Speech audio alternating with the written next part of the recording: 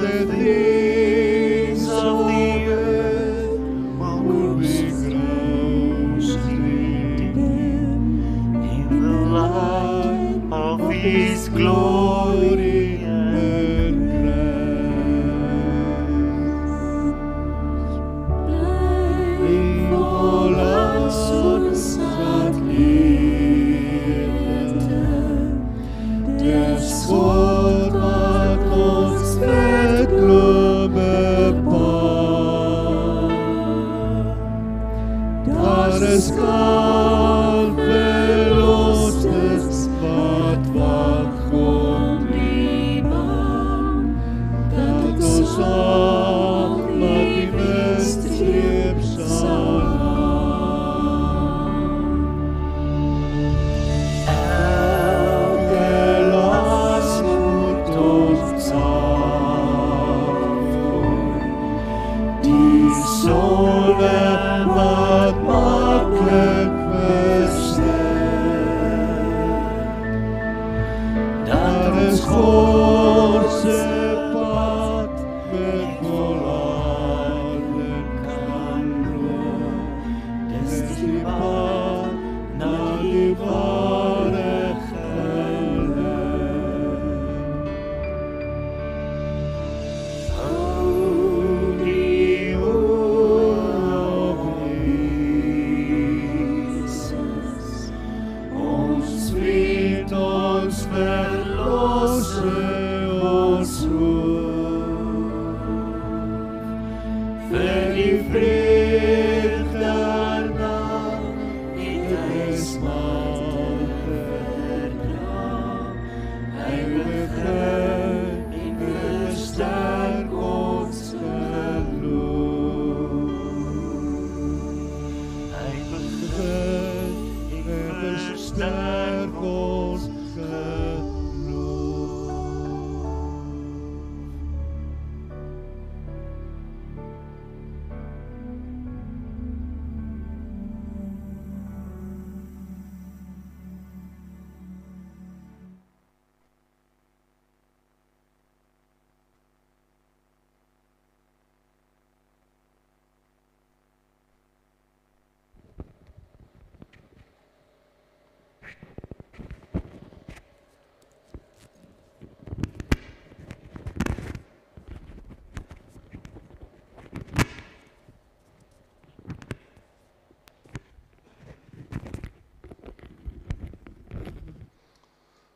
Die huwelik maak 'n mens maar oud, jy weet. Die huwelik is vir ons so lekker, né? Dat ons albei stem saam, ons is 'n jaar langer getroud as wat die kinders sê ons getroud is. Om een of ander rede het ek en sy die datum verkeerd. En ons is regtig, elke keer dink ons is nou 8 jaar getroud en ons is eintlik nou 7 jaar getroud. En as ons dit vir die kinders sê, dan sê die kinders nee, julle is 7 jaar getroud. So, maar dit was 7 goue jare. Dat genadejare saam met julle, né? Dis maar hier waar die Here weer 'n nuwe pad vir ons begin het. Mag die Here gee dat ons saam wees vanoggend ook geseën sal wees, dat sy genade vir ons genoeg is ook in hierdie oggend. Kom ons sit so, dan raak ons stil voor die Here. Here, ons staan voor die lewende God. Wanneer ons Paasnaweek verby het, dan weet ons dat U die aarde geskit het. Dan weet ons dat hierdie wêreld nooit weer dieselfde sal wees nie. Want U is daar. En in die aanbidding in hierdie oggend, Here, prys ons die Vader, die Seun en die Heilige Gees. Amen. Geliefdes, ek groet julle met die versekering van God se liefde. Verlede naweek is ons baie sterk weer herinner daaraan. Sy liefde is oneindig. Sy liefde gaan tot in die dood in. Amen. Ek gaan vanmôre vir ons lees uit Kolossense 1 uit. Kolossense 1, daar van die 15de vers af.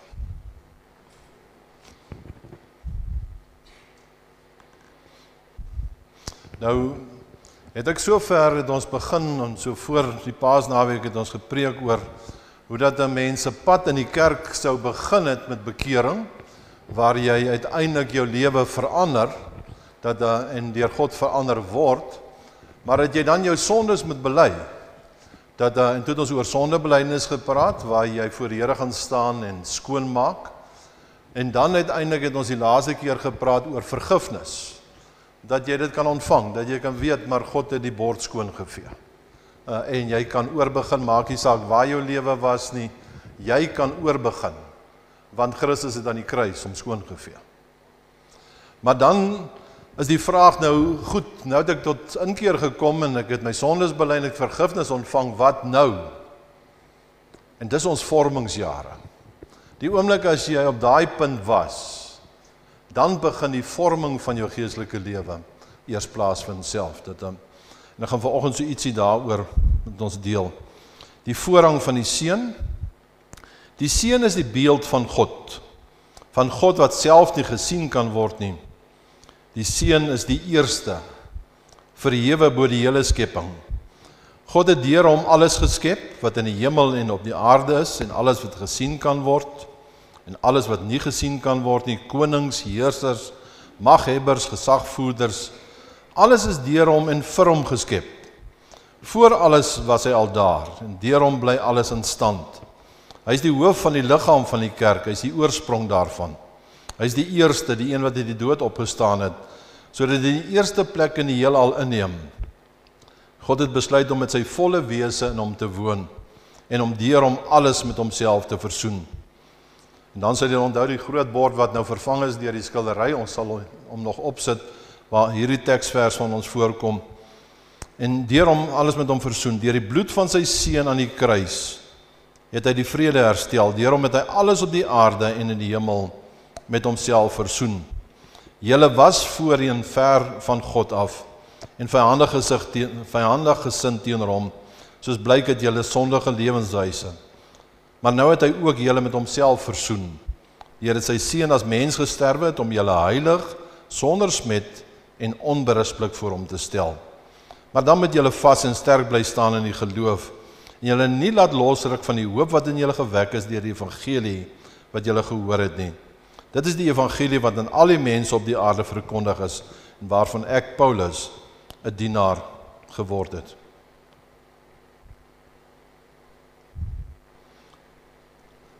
As ek vanmôre vir jou moet vra, wat het jou gevorm, dat jy die mens is wat jy vanoggend is? Wat het jou gevorm, dat jy die mens is wat jy vanoggend is? Ek kan nog verder gaan om te sê, watter gebeure in jou lewe is dalk die rede waarom jy vanoggend is wie jy is? Dat jy voel soos wat jy voel, dink soos wat jy dink. Ek wil nog verder gaan. Wie het in jou lewe dalk die rol gespeel wat jou maak dat jy is wat jy vanoggend is? Wat, wanneer, wie? Wat het gemaak dat jy is wat jy is?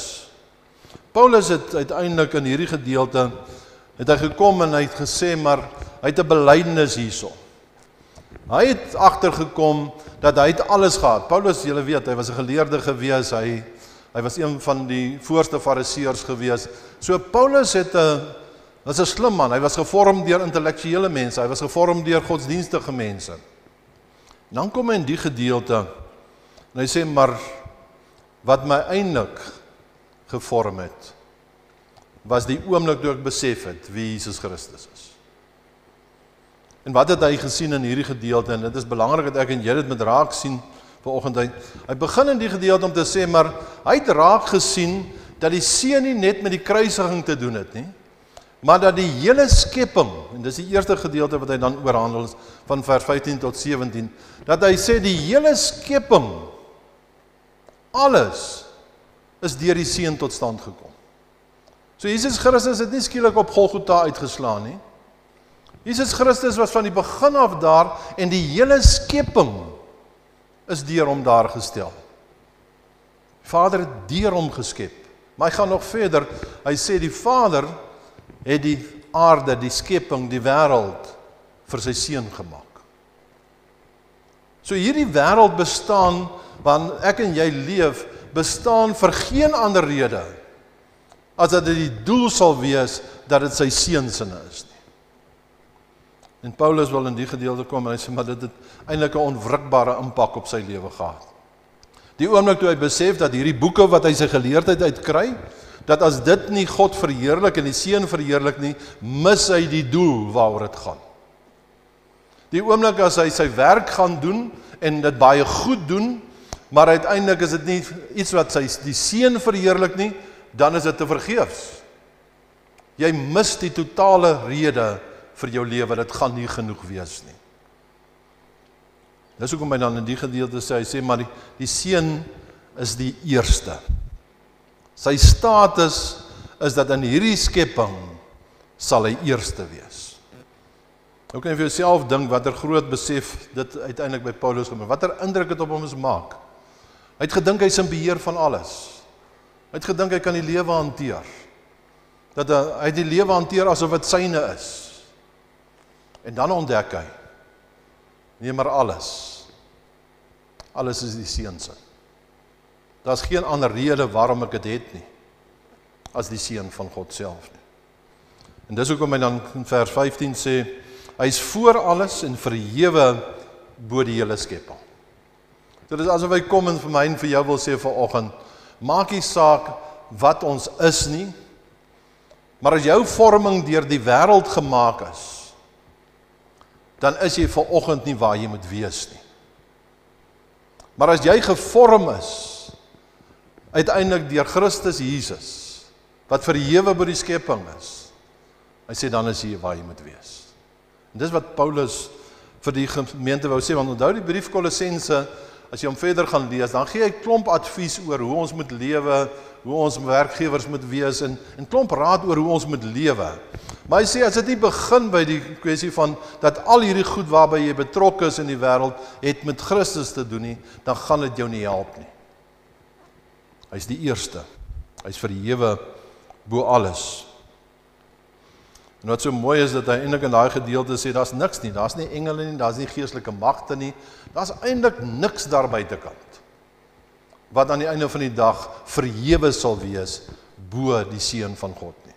En dis al 'n waarskuwing ook vir die wêreld wat dink, hierdie skepping behoort aan ons, om te kan weet, maar niks wat jy het, sal ooit bo kan die Seun van God in hierdie wêreld wees nie. So met die skepping en die onderhouding van is God besig om die wêreld te voltooi met Christus. So elke dag nuwe ontwikkelinge, alles wat in die wêreld aan die gang is God besig om steeds hierdie skepping, want hy's heerser oor die skepping, so hy create nog steeds. Is God besig om die skepping te voltooi. Nie opgehou lank gelede nie. Hy's vanoggend nog daarmee besig. En dit is die mooi wat Paulus ontdek. Om te kan besef, maar weet jy, vanoggend is God nog steeds besig met elke greintjie ding wat in hierdie wêreld is. Maar dan gaan hy verder in die gedeelte, dan praat hy oor die skepping of die herskepping. Hy sê God is nie verhewe bo kan die skepping nie. Hy sê hy is ook verhewe, hy het die hele wêreld met Christus gaan versoen. Hy sê die oomblik toe hy dit besef, dat hy op die punt kom om te sê dat Christus is die enigste ene wat die mens kan verander. Jou ouers kan maar met jou praat. Die wêreld kan maar met jou besig wees. Maar as Christus Jesus nie jou lewe verander nie, dan gaan die verandering nie plaasvind. Jy gaan dalk 'n baie goeie ou wees, of 'n baie goeie vrou wees. Maar jy gaan nie verander dit nie. Want dis wat hy sê, die oomblik toe God hom versoen met ons, toe hy ons sondes wegvat, toe ons vir die eerste keer, sê Paulus, kry met iemand te doen wat hom kan vorm. Want tot daar het Paulus gedink, hy moet die wêreld vorm. Paulus gedink, hy moet dit al sy goeie goed, moet hy homself verander. Maar Christus Jesus het dit gedoen. Dis ook omdat dit so mooi is, dat ek en jy vanoggend daaraan kan vashou.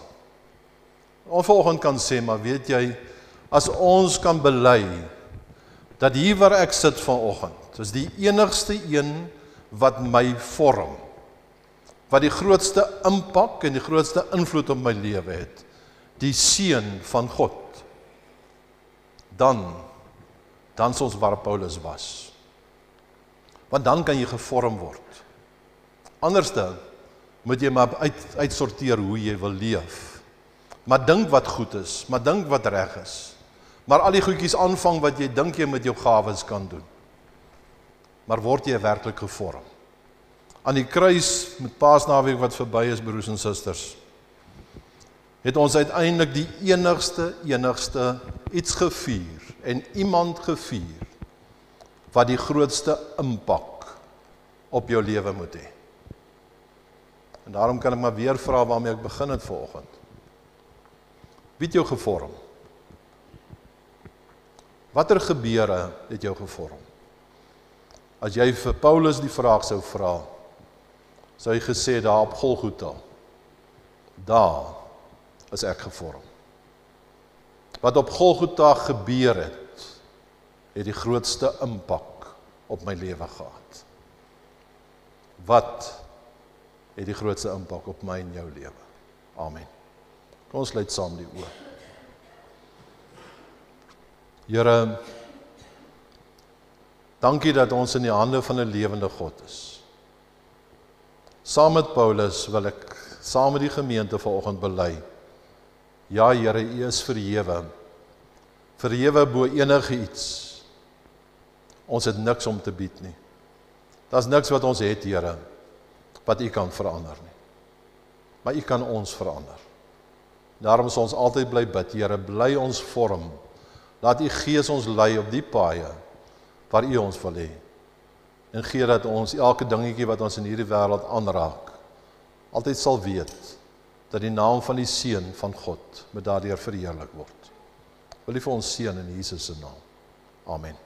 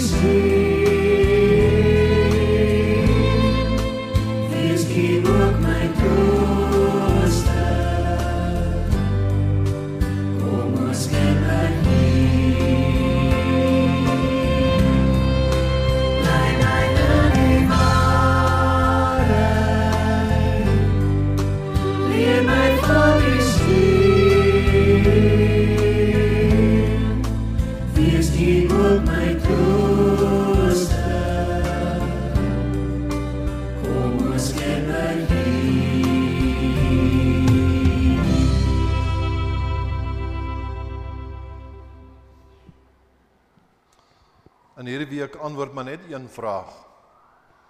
Wie het die grootste invloed op jou lewe? Die genade van ons Here Jesus Christus, die liefde van God en die gemeenskap van die Heilige Gees bly met elkeen van ons. Amen.